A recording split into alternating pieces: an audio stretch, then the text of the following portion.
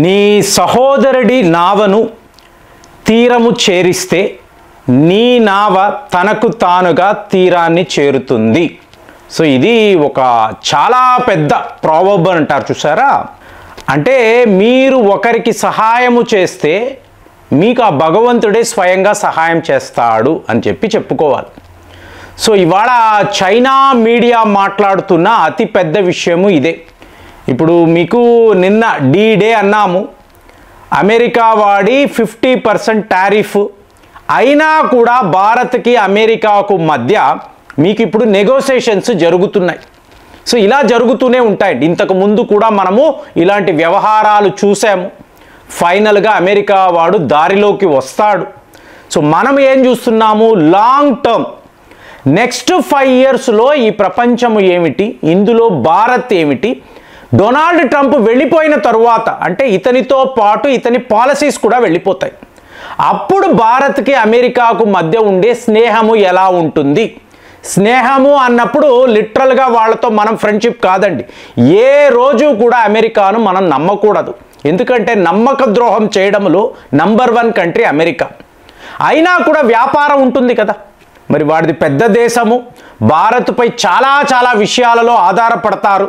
ఇప్పుడు నిన్న కూడా మీకు ఐఫోన్ యొక్క అధినేత అంటే యాపిల్ కార్పొరేషన్ యొక్క అధినేత ఇదే అంటున్నారు, ప్రతి ఒక్క ఐఫోన్ కూడా ఇక మేము భారత్లోనే తయారు చేస్తాము, మన అవసరం ఉంటుందండి. మీరు ఫార్మా రంగము అనండి, అలాగే ఐటీ సెక్టార్ అనండి, ఇక్కడంతా కూడా ముఖ్యంగా ఎలక్ట్రానిక్స్ ఖచ్చితంగా అమెరికా భారత్పై ఆధారపడాలి. దీన్ని వాళ్ళు ఎటువంటి ఆల్టర్నేటివ్ వెతకలేరు, ఇదైతే క్లియర్. మరి గొడవలంతా ఏంటండి అంటే యుఎస్ ట్రెజరీ డిపార్ట్మెంట్ వాళ్ళు, ఇది ఒక్క రష్యా ఆయిల్స్ మాత్రమే కాదు, ఎన్నో విషయాలు, ఇదే మనం మాట్లాడుతున్నాం, ఎన్నో విషయాలు ఉన్నాయి. మెల్లమెల్లగా ఈ పరిస్థితి సర్దుకుంటుంది.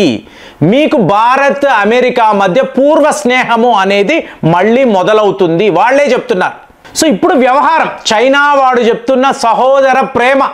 సో నీ నావను నేను దాటిస్తాను, నేను మెల్లగా తీరాన్ని చేరుతాను, ఇది చైనా వాడు మనల్ని ఉద్దేశించి మాట్లాడుతున్న విషయం.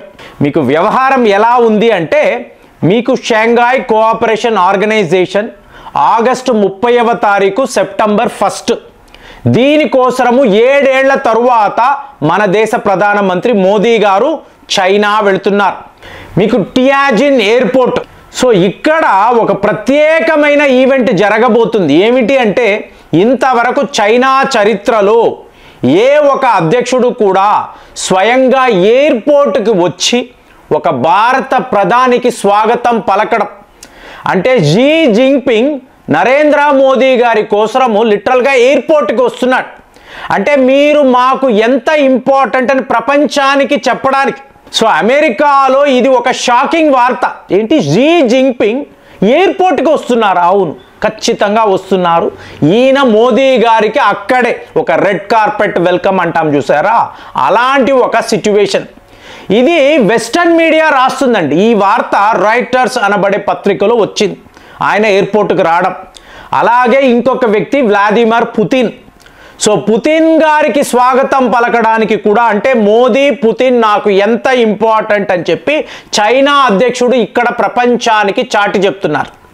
సో దీన్నే రిగ్ అని అంటారు, రష్యా, ఇండియా, చైనా. సో ఈ షాంఘాయ్ కోఆపరేషన్ ఆర్గనైజేషన్ మీటింగ్లో వీళ్ళు ముగ్గురు కూర్చొని చాలా పెద్ద వ్యూహాన్ని రచిస్తారు. ఇది నెక్స్ట్ 5 to 10 years మీకు న్యూ గ్లోబల్ ఆర్డర్ అంటే ప్రపంచాన్ని తలకిందలు చేసే ఆలోచనలు. 2వ ప్రపంచ యుద్ధము తరువాత అమెరికా యొక్క ఆధిపత్యం, హెజిమనీ అంటాం. సో దీన్ని ఇవాళ వీళ్ళు ఛాలెంజ్ చెయ్యబోతున్నారు.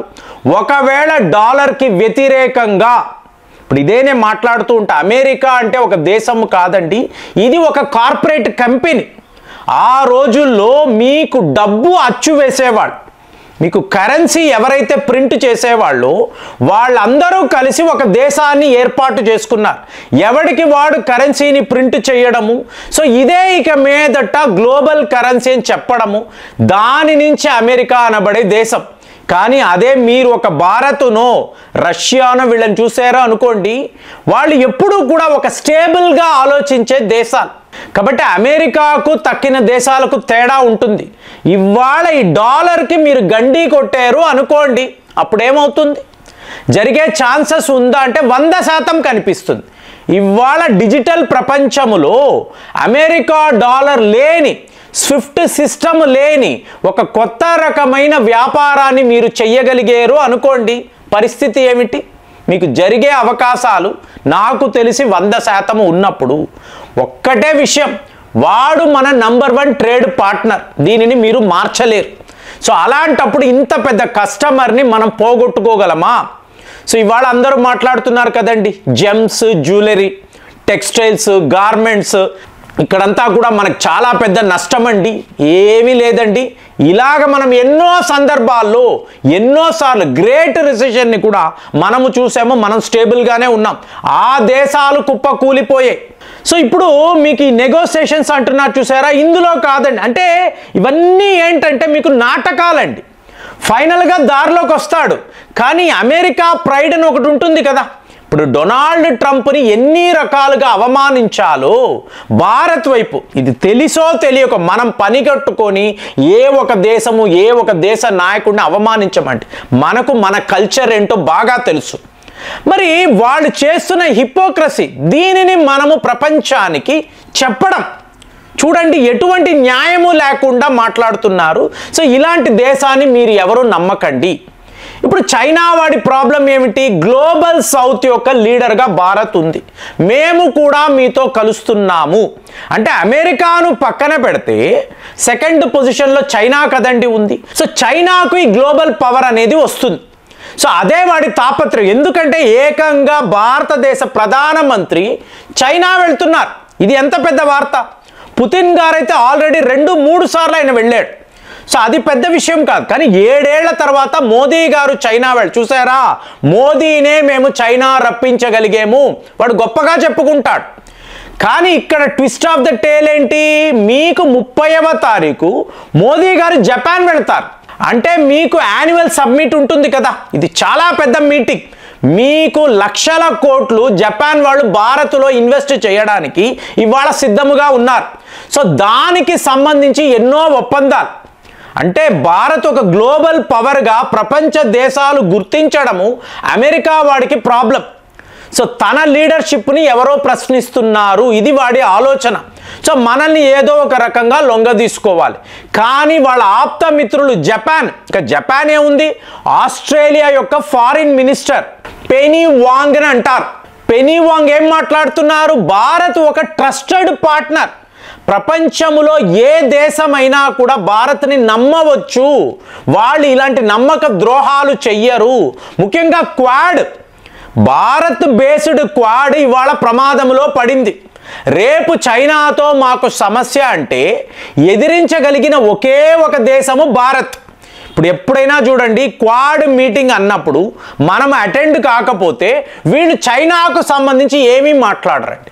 మనము ఉన్నప్పుడే చైనా యొక్క ఈ దౌర్జన్యము, చైనా వాడి బెదిరింపులు, వీటిని ఇవన్నీ వీళ్ళు భారత్ ఉన్నప్పుడే మాట్లాడతారు.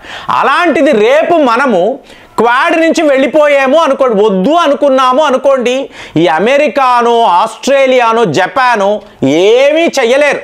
కాబట్టే జపాన్ వాళ్ళు మోదీ గారు రండి ఇంతంత పెట్టుబడులు పెడతామని వాళ్ళు, ఇవాళ ఆస్ట్రేలియా వాళ్ళు భారత్ మా ఆప్త మిత్రులు, ద ట్రస్టెడ్ పార్ట్నర్స్ అండి.